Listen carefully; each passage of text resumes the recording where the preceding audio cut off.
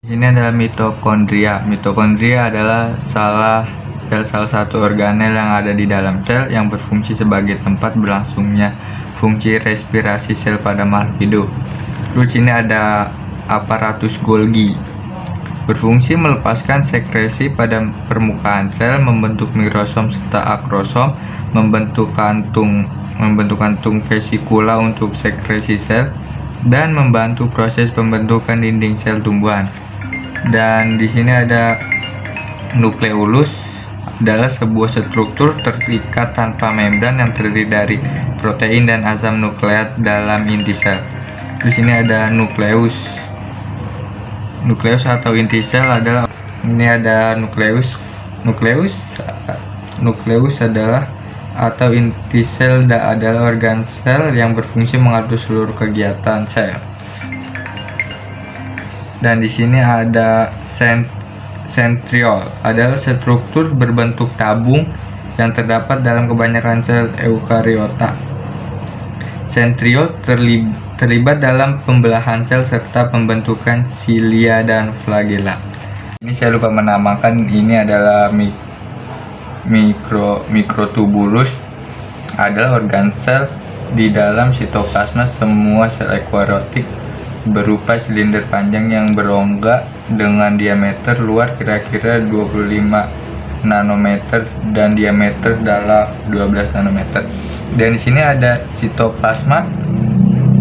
Sitoplasma merupakan cairan di dalam sel yang mengelilingi nukleus dan menjadi tempat untuk organel sel menjalankan fungsinya.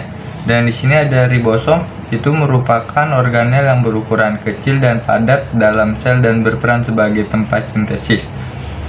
Dan di sini ada membran sel.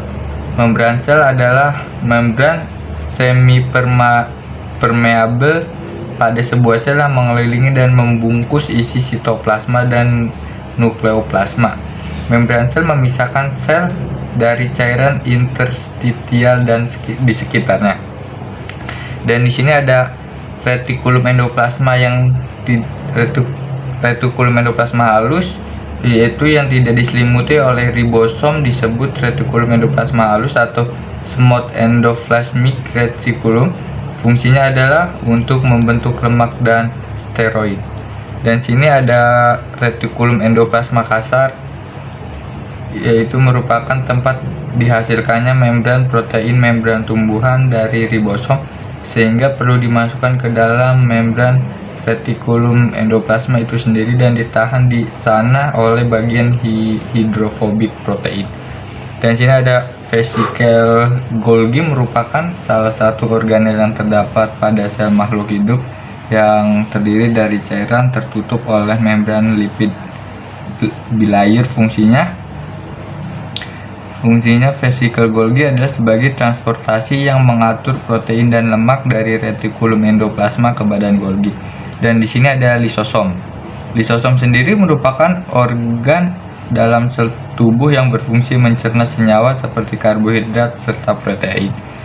Dan di sini ada vesikel pinositotik, berfungsi dalam proses transfer molekul dari luar ke dalam sel yang berbentuk cairan.